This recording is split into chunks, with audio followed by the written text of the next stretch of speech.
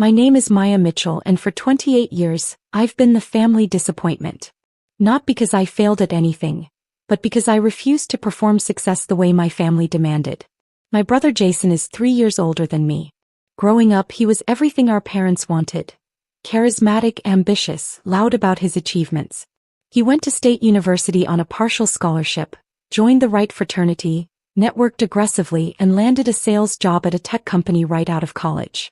I went to community college, lived at home, took online classes while working nights at a grocery store. My parents barely acknowledged my graduation. Community college, my mother would say, her nose wrinkling. I tell people you're taking a gap year. Jason started Mitchell Tech Solutions when he was 26. A software consulting firm that helped mid-sized businesses with their digital infrastructure. He was good at sales, good at making connections, good at making everything look bigger than it was. Our parents treated him like he'd cured cancer. Your brother is doing such important work, Dad would say at every family dinner. Real business. Real impact. They bought him a luxury sedan for his first major contract.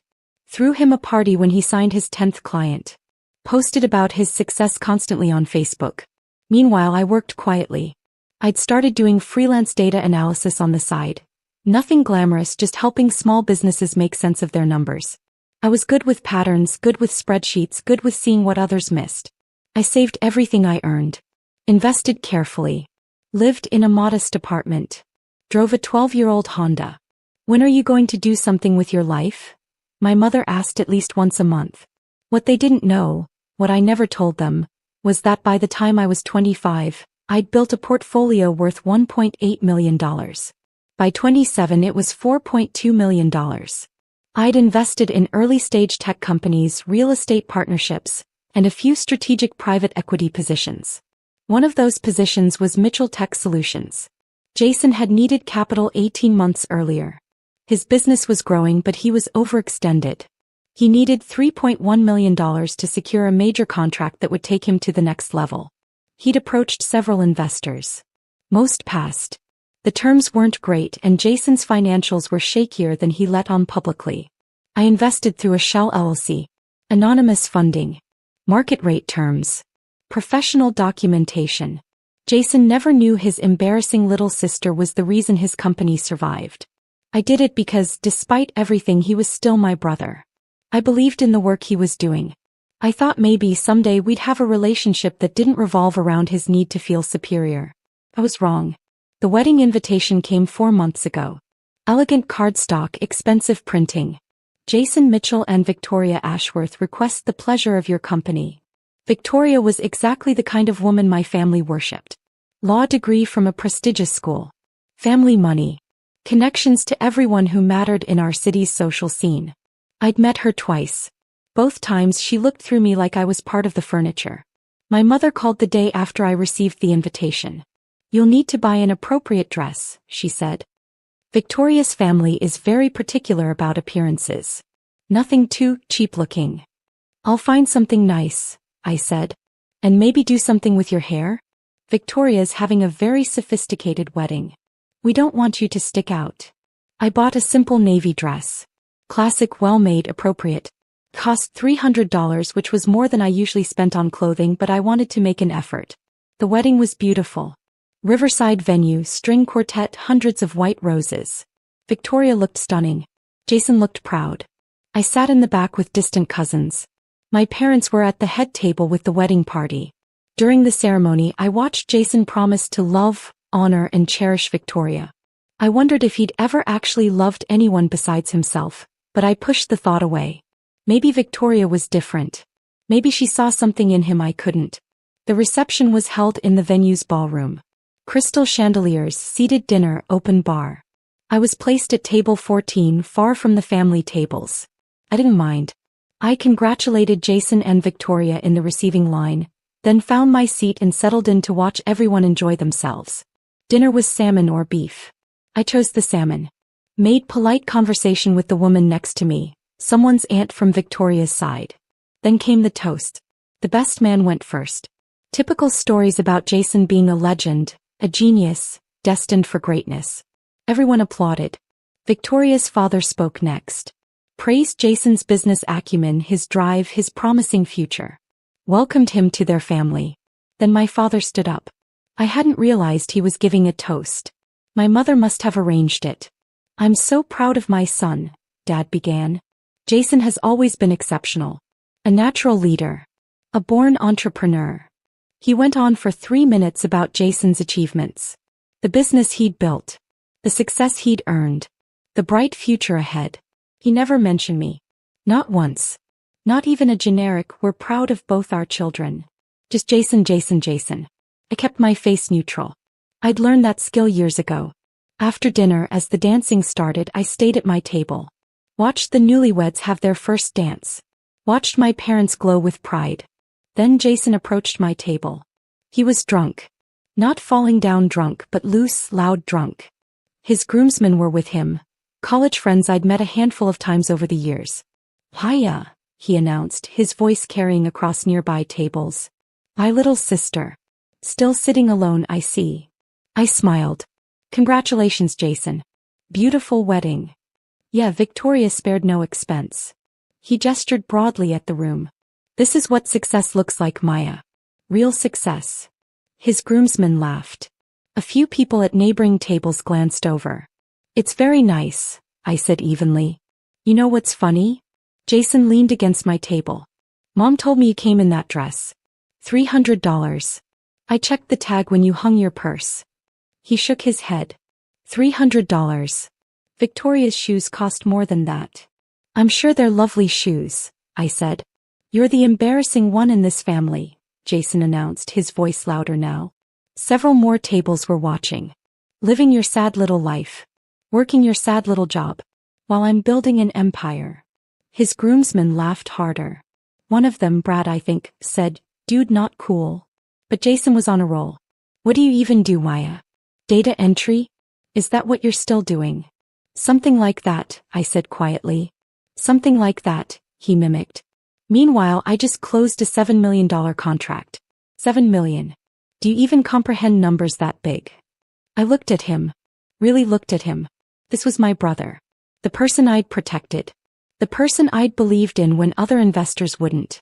"Congratulations on your marriage, Jason," I said again. I pulled out my phone. Opened my encrypted messaging app. Sent a message to my wealth manager. "Withdraw all funding from Mitchell Tech Solutions. Effective immediately. Activate the acceleration clause." I hit send. 15 seconds later, Jason's phone started binging. At first he ignored it. Still laughing with his groomsmen about something else he'd said. But the binging continued. Message after message. He pulled out his phone. Looked at the screen. His face changed. "What the hell?" he muttered. More messages. Then his phone actually rang. He looked at the caller ID and his face went pale. "I need to take this," he said to his groomsmen and walked quickly toward the venue's lobby. Brad looked at me. "What just happened?" "I have no idea," I said, taking a sip of my water. But I knew exactly what happened. Mitchell Tech Solutions had a very specific funding agreement. The anonymous investor, me, had an acceleration clause. If triggered, all outstanding capital could be called back within 72 hours. The $3.1 million wasn't a loan, technically. It was structured as a convertible note with a 5-year term. But the acceleration clause allowed for immediate repayment under specific conditions. Conditions I just activated. Jason would need to return $3.1 million in 3 days, or I would convert my note to equity at a significant discount, giving me 51% ownership of his company. I'd written the terms myself. Had them reviewed by 3 different attorneys. Jason's lawyer had reviewed them too, but Jason had been desperate for the money and signed anyway. Victoria appeared at my table 5 minutes later. "Where's Jason?" she asked. "He took a phone call," I said. "Something about business." She looked irritated but nodded and walked away. I stayed for another hour. Watched people dance. Ate a slice of the $8,000 wedding cake. Congratulated a few relatives I rarely saw. Then I left quietly. Said goodbye to no one. Drove my 12-year-old Honda back to my modest apartment. At home, I changed into comfortable clothes and checked my email. My wealth manager had confirmed the withdrawal notice. Mitchell Tech Solutions had been officially notified. Jason had 72 hours to respond. I made tea and sat on my balcony. My phone rang 20 minutes later. What did you do? He demanded. I don't know what you're talking about, I said calmly. Don't play games. My investor just pulled out. All of it. 3.1 million. I know you did something. Jason, I don't invest in tech companies. You know that. Then who? Who would do this at my wedding? I have no idea. Maybe someone who doesn't appreciate being publicly humiliated. Silence on his end. I never humiliated anyone, he said finally. You called me an embarrassment in front of 200 people, I said quietly. You mocked my job, my clothes, my life. At your wedding reception. I was drunk. I was joking. Were you? More silence. I need that money, Maya. The contract depends on it. If I can't fulfill the terms, I lose everything. Then I suggest you find $3.1 million in the next 72 hours. I can't. You know I can't. Everything's tied up in the business. That's unfortunate. Maya, please. Whatever this is, whoever you know, please. I took a breath. Goodbye, Jason. Congratulations again on your marriage. I hung up. He called back immediately. I didn't answer. Text messages started coming through. Maya, please. This is my life. You don't understand. I'll lose everything. I turned off my phone and went to bed. The next morning I woke to 43 missed calls. Jason, my mother, my father, Victoria, even Victoria's father. I made coffee and checked my secure email. My wealth manager confirmed everything was proceeding according to the contract terms. I turned my phone back on.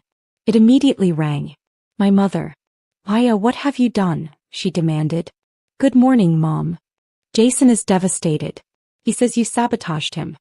His investor pulled out the night of his wedding. I didn't sabotage anyone. Then fix it.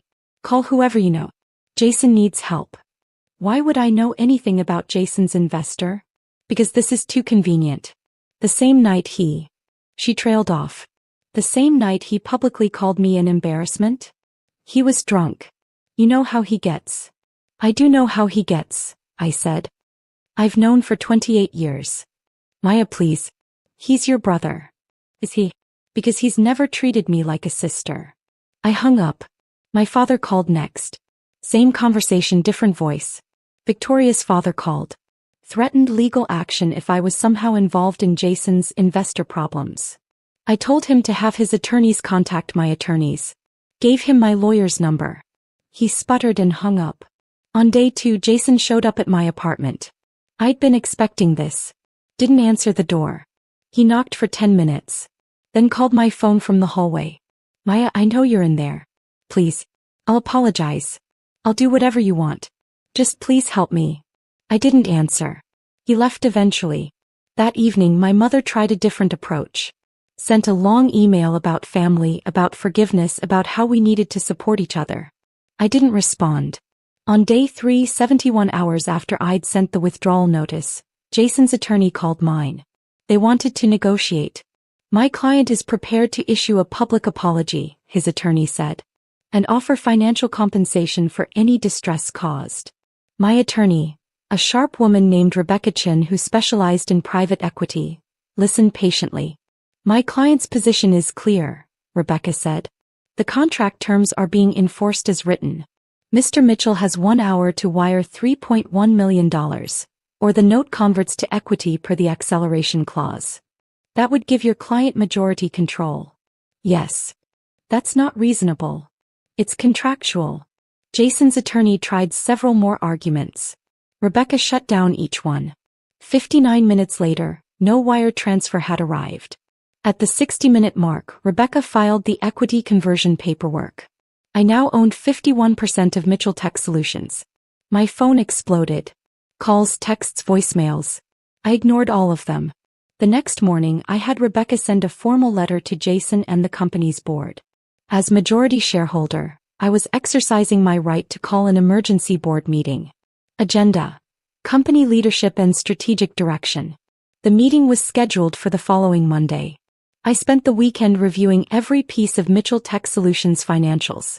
Every contract, every client relationship, every expense report. Jason was good at sales but terrible at operations. The company was bleeding money in a dozen small ways. Overpriced vendors, inefficient processes, questionable expense reports that looked suspiciously like personal spending. I made notes. Monday morning I arrived at Mitchell Tech Solutions office. Small but nice space in a downtown business complex. Glass doors, modern furniture, motivational posters. The receptionist looked confused when I introduced myself. "I don't have you on the calendar," she said. "Check with the board," I said. "Emergency meeting. Conference room." She made a call. Her eyes widened. "Oh, yes. Right this way." The conference room held 6 people. Jason, 2 board members who were basically his friends, the company's CFO and Jason's attorney. I sat down. Rebecca sat beside me. "What is this?" Jason demanded. "A board meeting," I said calmly. "As majority shareholder, I'm entitled to call them. You can't just take over my company." "I didn't take over anything. I enforced the contract you signed." The CFO, a nervous man named Martin, cleared his throat. "Ms. Mitchell, perhaps we could discuss a buyback arrangement?" "With what money?" I asked. "Your cash reserves are $180,000. You have $890,000 in outstanding payables. 3 clients are 60 days past due on their invoicing." Martin's face went pale. "How do you?" "I've reviewed the financials. All of them. As majority shareholder, I have that right." Jason stood up. "You have no right to any of this. This is my company." I said quietly. "It was your company. Now I own 51%. I built this from nothing. You built it with $3.1 million of my money." The room went silent. "Your money." Jason stared at me. "My money? You're the investor?" "I'm the investor." He sank back into his chair. "You. Me. But, you work data entry. I work private equity. I have for 7 years. My portfolio is worth $4.2 million. Mitchell Tech Solutions was one of several investments." My mother's voice came from the doorway. "That's impossible." I turned. My parents were standing there. The receptionist behind them looked apologetic. "They said they were family," she said helplessly. "It's fine," I told her. My father stepped into the room. "Maya, what is she talking about?" "I'm talking about the fact that I've been Jason's anonymous investor for 18 months. The money that saved his company, that funded his big contract, that paid for his success. It was mine." My mother shook her head. "You don't have that kind of money." "I do. I also have investments in 7 other companies, a real estate portfolio worth $1.8 million, and a venture capital fund that I manage for 3 other private clients." That's not possible," my father said. "It's very possible. I'm just quiet about it. Unlike some people." Jason was staring at his hands. "You invested in me?" "I did." "Why?" "Because you're my brother. Because I believed in the work you were doing. Because I wanted to help." "Then why pull out now?" I looked at him. "Because you called me an embarrassment. At your wedding. In front of 200 people. Because you've spent your entire life making me feel small so you could feel big. Because I realized I was funding someone who had nothing but contempt for me." The room was silent. "I'm sorry," Jason said finally. "I was drunk. I didn't mean it." "Yes, you did. You always mean it. This is who you've always been." My mother spoke up. "Maya, we didn't know. If we'd known about your success, we would have." "Would have what?" I interrupted. "Been proud of me, acknowledged me, treated me like I mattered." She didn't answer. "The only thing that's changed is now you know I'm not embarrassing. But I was the same person last week.